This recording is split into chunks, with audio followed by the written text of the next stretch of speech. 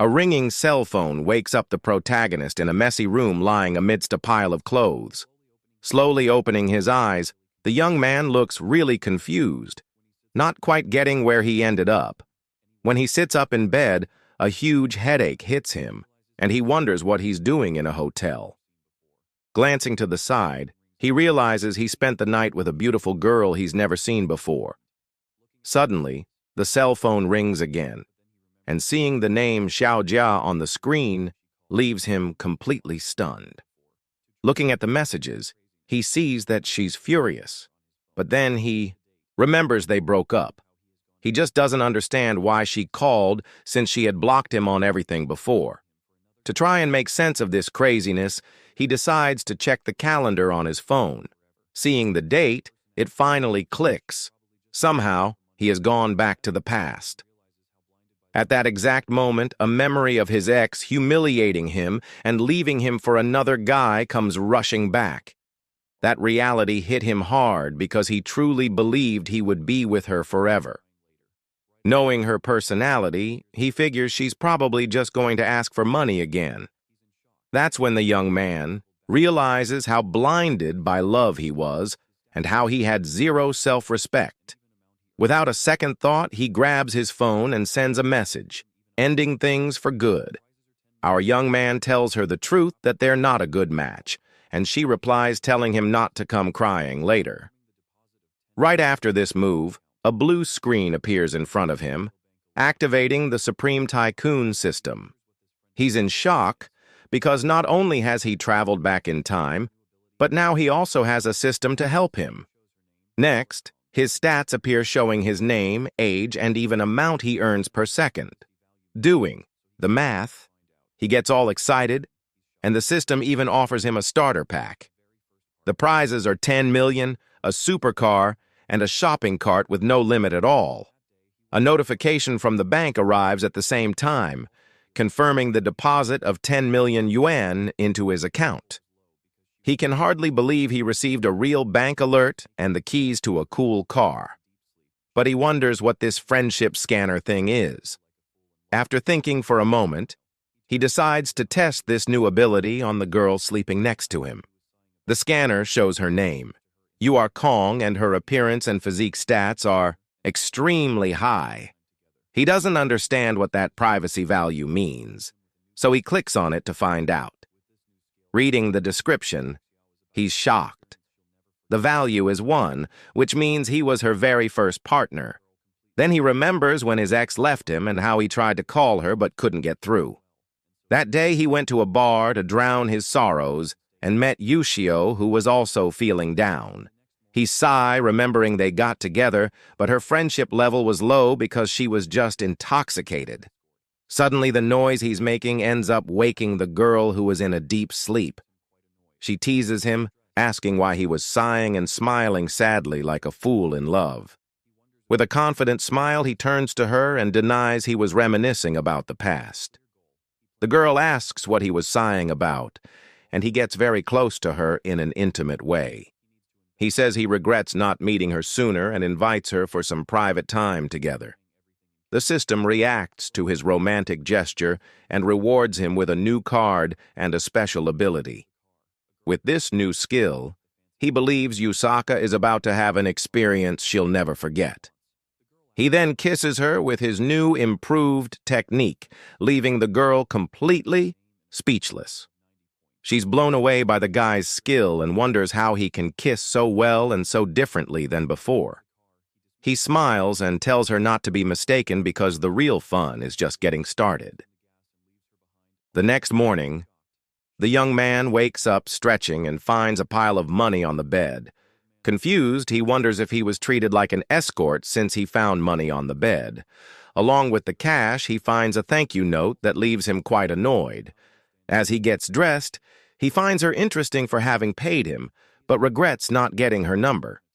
He wonders about the card, and the system explains that it multiplies any money he spends. Now, with a clear goal, he plans to use the cards to become a global tycoon. Walking through the city, he thinks that to achieve what he wants, he needs to invest in new companies. He remembers that the current real estate policy is perfect for buying everything in cash. As he gets close to his new car, he sees a woman and already plans to use his cards on properties. Sitting on the hood of the car, a girl approaches him, asking if the fancy car is his. The young man confirms the car is his and asks her what she wants. The girl asks for a ride, saying the pipes in her apartment burst. The friendship scanner activates, revealing her name and a friendship score of 90 points. He finds it very strange that the friendship level is so high since they barely know each other. Inside the car, he dismisses her, saying that 28 have already solved her problem. Without another word, he steps on the gas and leaves her behind, all alone. Shocked, she's left wondering how he knew about the 28 partners she's had. Nearby, an old man overhears the conversation and offers his services to the girl. The old man says he can solve her problem as he has 30 years of experience. She calls him a disgusting pervert, not understanding the man's real intention. The elderly man is completely confused as he is a certified professional and just wanted to help. Outraged by the situation, she walks away while the people around them start to laugh. A man approaches and explains to the elderly man that she wasn't talking about actual pipes. The plumber is shocked when it finally dawns on him and comments on how wild young people are today. The girl complains about her bad luck while adjusting her shoe to leave the area. Across the street, two real estate agents welcome the protagonist. The older man thinks he's just another rich kid and tells the rookie to handle him. As he gets near his car, he sees a real estate agent approaching to talk to him. The more experienced agent tells the rookie to assist the young man as they had already practiced how to do it. She introduces herself as Shia from the real estate agency and asks how she can help him today. The protagonist asks to see some properties and the girl leads him inside the building. The older agent lights a cigarette and thinks that not every client is going to buy something. Shia shows him some small furnished apartments, which are the best-selling models. The young man ignores the cheaper options and asks to see properties in the 1 million yuan range. Surprised, she agrees to check the options right away, as she wasn't expecting that. After a few minutes, she remembers to ask if he has any neighborhood preferences. He says he's looking for places that are easy to rent and doesn't care about the type of renovation. He notices how inexperienced she is, but finds communicating with her different and decides to check her stats. The girl presents a few options with prices ranging from 800,000 to 1 million. He remembers that the limit for the system starter cards is 1 million per purchase. The protagonist thinks the units from 800 to 900,000 aren't worth it. He says that if she negotiates the price to exactly 1 million, he'll buy 5 units in cash. The young man confirms he will pay for everything on the spot and will also hire her to manage the rentals later. Excited about the commission from the sales and rentals, she guarantees she will close the deal. The older agent overhears the conversation and regrets having misjudged the young client. An hour later, the manager confirms he has negotiated the 5 units for 5 million. The protagonist agrees to sign the contracts and says he will trust Shia with future purchases. The girl calculates that with the 2% commission, she'll earn 40 to 50,000. The critical hit cards are activated and multiply the amount spent by up to 50 times. The system congratulates him on leveling up and his earnings per second increase to 0.8. He realizes he spent 5 million but got 230 million back. The young man reflects that his current life is very different from his old one and decides to enjoy it. He invites Shia for a private moment, and her boss asks what he would like. The manager suggests she take Mithang to dinner to build a good relationship. The protagonist says this won't be the last time, and if she stays with him, she'll have a good life. Embarrassed, the girl is left speechless and starts to think about his proposal. Shia declines the dinner invitation, and he asks for her bank account number. Surprised, she asks why he wants to transfer money to her account. He calls her his lucky star and says he wants to thank her and hopes to see her again. Confused, she still doesn't understand what he's trying to say with all of this. Minutes later, she is in shock when she receives a transfer of $35,000. With no regrets at all, he thinks it's fair to give her $35,000 to build a good connection. Her friendship level rises to 85, and she asks to exchange contacts and invites him to dinner. He notices that $35,000 increased her friendship and recognizes the power of money. After exchanging contacts, she realizes just how handsome Mr. Jang really is. The girl thinks that if he really wants something tonight, maybe it won't be so bad. He says goodbye, thanking her for her work, and says he'll see her next time. She runs after him, surprised, and wonders if he has already left. Already inside the car, the young man waves to her with a smile before driving off. 20 minutes later, he arrives home and announces his arrival to his mother. His mother greets him with a slice of watermelon, and his father asks about his graduation trip. Eating the fruit, he says he plans to go to Modu to visit the university there. The father agrees and says he'll ask the mother to transfer the money for the trip. The mother jokes that spoiling their son too much might make it hard for him to find a wife. The young man asks not to talk about it and promises not to disappoint them this time. The next day at the airport, he regrets buying the ticket at the last minute. As he tries to pass, he accidentally bumps into a woman. Apologizing, he tries to get through the narrow aisle to reach his seat. The woman recognizes him and he calls her Jo Ying, surprised to see her there. He confirms that this is his seat, and she says that coincidentally it's hers too. The girl thanks him as she sits down, and he watches her go to her seat. Suddenly, a guy with glasses butts in and says that his seat is also there. The protagonist then suggests that Jo Ying take the window seat to stay away from him. The guy with glasses complains, saying they can't just switch seats on the plane. Jang Chen cuts him off and says that they are together and it's none of his business how they sit. Once seated, the stranger asks Jo Ying what she's going to do in Madu, and she replies that it's for work. Then the girl asks the protagonist what the reason for his trip to the city is. He says he was bored at home and decided to travel a bit, and she comments that he's on vacation. The guy with glasses offers a ride and warns about the dangers of tourist traps. The young man declines the offer and says the hotel he booked also offers a pickup service. Curious, the stranger asks which hotel he booked, and Zhang Chung answers, Emanian. The guy with glasses is shocked to hear the name of the ultra-luxury hotel. He says he has stayed there before in the 9,000 a night room, didn't have airport pickup. The guy with glasses is perplexed and asks if he's sure about what he's saying. Jo Yang is surprised and comments that the villa costs 80,000 a night. The protagonist replies that she isn't a rich girl either, as if it were nothing. He remembers that in school she was popular but was never arrogant and only focused on studying. Back then he was focused on his ex and heard that her family went through some problems. Back in the present, the girl says she is no longer a rich girl with a sad tone. Realizing his mistake, he quickly decides to change the subject so as not to make things worse. And so the two started talking about their school days during the flight. Laughing a little, she agrees that their school days were really fun. Finally breaking the ice, he decides to check her friendship level and the system shows 75. He finds it strange as the value for a normal classmate is 65 and wonders if she used to watch him. Arriving at the airport, a woman introduces herself as the private butler for his villa. He asks where Joy is staying and she says he doesn't need to worry as she'll take a cab. The young man insists on giving her a ride and asks the butler to drop her off in Puong first.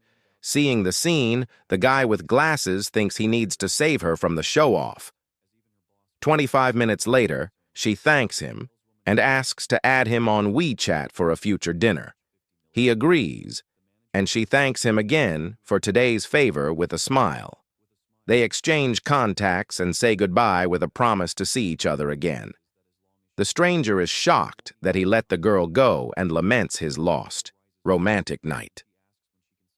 Half an hour later at the hotel, the protagonist relaxes and thinks it was worth every penny. The butler informs him that his bath is ready, and he decides to go to the tub to relax. Suddenly, she surprises him from behind, and he asks if this is part of the service. She explains that helping him undress is included, but he needs to take off his own underwear, already in the water. He sees her approaching and wonders what she's going to do now. The butler says that rubbing his back is also part of the service offered. As she helps him, he thinks about how amazing it feels and how attractive she is. The girl says she feels a connection with him, and that's why she's doing this willingly. She asks if the water is too hot, as she notices he's quite warm. Blushing at the situation, he wonders what on earth he is thinking at that moment. 5 minutes later, she invites him to a VIP reception at the hotel with a jewelry auction. He asks about the dress code and she says it's casual, so he agrees to go. Arriving at the event, a host announces him as a guest with a titanium card. The butler says goodbye, wishing him a wonderful evening at the fancy auction. Entering the hall, he notices the auction has already started and the atmosphere is very lively. The next item is a rare gold watch with a starting bid of 15 million yuan. With an excited shout, the auctioneer starts the bidding for the super valuable watch. He looks at the watch's previous price, which was much lower than the current starting bid. Knowing the future, he plans to buy the item as its value will go up to 25 million. Without wasting any time, he raises his paddle and makes the first offer of 15.5 million. Another participant with paddle number 8 covers the offer with a bid of 16 million. The people around are shocked by his persistence and call him crazy for the high amount. After a heated bidding war, the auctioneer brings down the hammer and sells the watch for $18 million. 2 young men approach him and introduce themselves as Wang Zhong and Qin Fen, 2 rich guys from Modu. Kun Fen reveals that the other bid was for him and asks if the young man is a watch expert. He denies being an expert and says it's his first time buying an item like that. Kun Fen is amazed by the price, and the young man explains he arrived in the city yesterday for university. Upon learning he is 18 years old, the rich guy is even more surprised by his boldness. Kun Fen invites him to hang out sometime, and the protagonist accepts the offer of friendship. The system congratulates him for leveling up, and his gain per second is now 1 yuan. Saying goodbye to his new friends, he calculates that his annual salary is now 900 million. Going down the stairs, he thinks that although the amount is high, it's still not enough for his plans. Suddenly he stops when he recognizes Yushio, the girl from the other night at the party. She also recognizes him and calls him the guy from the other night. With a surprised look, he flirts with her, and the girl calls him a punk, saying she thought he was poor. The young man invites her to his luxury villa after the auction ends for some private time. She seems to agree, but warns that it might be more difficult than the last time they saw each other. A man appears and reminds her of the engagement, but she sends him away on the spot without hesitation. The fiancé insists they are getting married anyway and points at her aggressively. The girl calls him disgusting and says he uses her as a cover for his affairs. The system offers 2 options: leave or hit the guy to win a prize. The protagonist smiles and asks if the physical enhancement includes certain body parts. With the system's confirmation, he moves forward and lands a punch on the girl's finance in front of everyone. He knocks him to the ground and says he hates guys like him while she admires him for his action. The security guards arrive and the man on the floor yells for them to call the police immediately. The Fian threatens the guards with a complaint, but they ask him to stop causing a scene. Yushiakio defends him, saying she'll tell the police he saved her from harassment. The young man threatens to use the cameras, but suddenly he sees something frightening behind the protagonist. A group of armed men appears and the crowd panics at the dangerous scene. An armed man threatens Zhang Yu and demands to see a couple who betrayed him, leaving the young man scared. Desperate, the Feint yells for the security guards to find the people the man is looking for. The system gives the hero 2 options: run away with Jeox or stop the crime to earn a prize. Before taking action, he decides to use the item the system just gave him to prepare. A blue aura surrounds him as he activates the physical enhancement he received earlier. Instantly, he feels a wave of powerful energy flowing through his entire body. Wearing a mask, the young man swiftly moves toward one of the armed men. With a direct punch, he hits the aggressor's face with full force and great precision. Quickly, the hero takes the man down in front of everyone watching the scene in shock. Yusakio is surprised and realizes he's not just a rich kid, but a beast. Yang Yu is also terrified by the protagonist's strength and attitude in the situation. The hero approaches Jiang Yu, who is on the floor with a look of complete contempt. The crowd is impressed and praises his bravery and good looks for resolving the problem. The police arrive, and an officer thanks the young man for his help in the dangerous situation. Young Yu accuses the protagonist of assault and tells the officer not to be fooled. The officer then asks the young man if it's true that he hit the other man. Yushio defends him and says that Young Yu tried to trick her into a forced arrangement. Her friendship level rises to 90 and she seems completely smitten with him. He comforts her and promises he won't let the guy intimidate her again. The officer concludes it was a misunderstanding, and Young Yu demands to see the cameras. Annoyed by the man's lack of remorse, he decides to use the system's bad luck card. Young Yu receives a call from the bank about a $200,000 withdrawal and panics. Then another call informs him that his car was crushed by a tree in the parking lot. The officer asks if he needs help, but he runs off to deal with his problems. The protagonist turns to Yushio and says that the man reaped what he sowed. 5 minutes later in the hotel room, she gets worried and asks if he's hurt. He smiles confidently and says that a loser like that could never hurt him. She insists on checking to be sure and approaches him very carefully. The girl asks if he looks down on her for having that fiancé, and he denies it right away. She explains the engagement was arranged, and only later did she find out he was seeing her friend behind her back. He comforts her and says she doesn't need to worry because he's here for her now. With tears in her eyes, she asks if he's really willing to maintain this relationship. She thinks that even though she's not in love, this kind of relationship is easier than dating. The young man confirms he doesn't mind and promises to treat her well from now on. With a sigh, she gives in to the moment, and the two lean in for a kiss. The next morning, two maids are cleaning the room and commenting on the eventful night. One of them jokes that if her husband were like that, she wouldn't even be able to work properly. At a restaurant, Yushio and the protagonist are having a quiet breakfast together. He shows her a social media post with pictures of a luxury watch and a caption. With a smile, he asks if he can take a picture with her legs to celebrate his birthday. Surprised, she asks if it's his birthday, but he denies it and explains the reason for the picture. She agrees to the picture and strikes a sensual pose for him to take the perfect shot. Taking the photo, he thinks that his gift might not be a luxury car, but it's faster. He posts the photos on social media with a very suggestive caption for his friends. His friends react to the post with envy and admiration for his coming-of-age gift. At a car dealership, the protagonist is greeted by a saleswoman who offers to help. The saleswoman takes him to see the cars in stock while they talk about the models.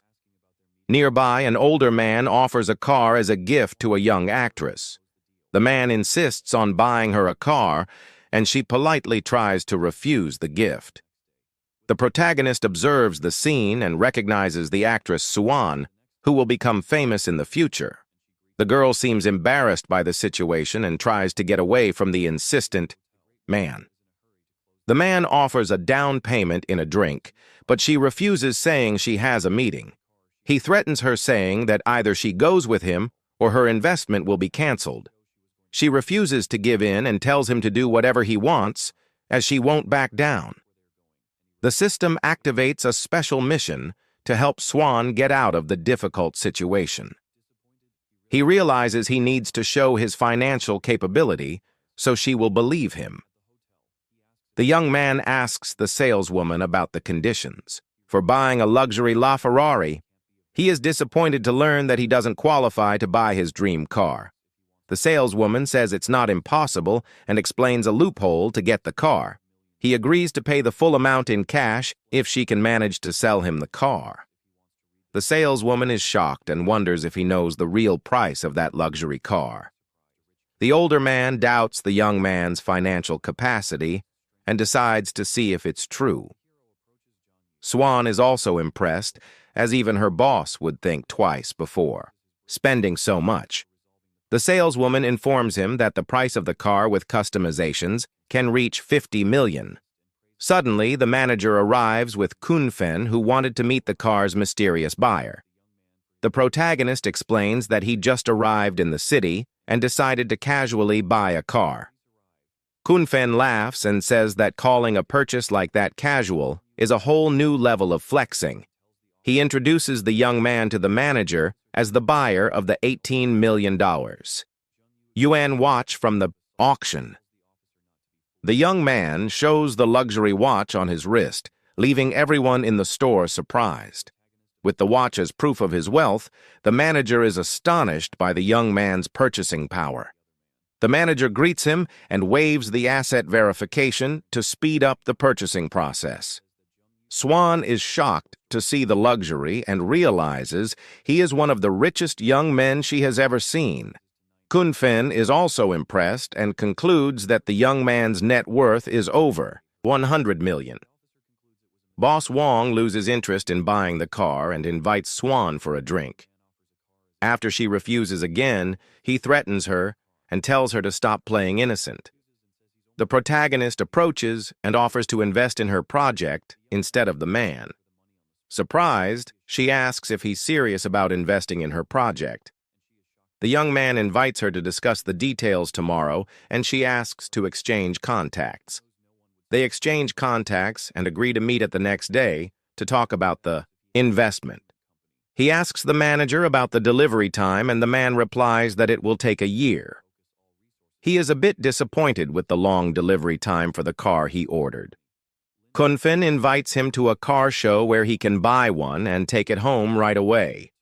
At a restaurant, Yusiaka greets him in an elegant dress, and with a bright smile, she leads him to the table and recommends the crab roe rice as the special dish. The table is full of delicious dishes, but he surprises her with a bold, flirtatious comment. With a teasing look, he says that despite all the food, he only wants to eat her. The next morning, she asks to rest a little longer after the eventful night they had. He agrees, but asks her to call him by a more affectionate nickname to accept the request. With a kiss, she calls him hubby, and he agrees to let her rest more. Happy with the gesture, she praises him, and the protagonist asks if she knows Swan.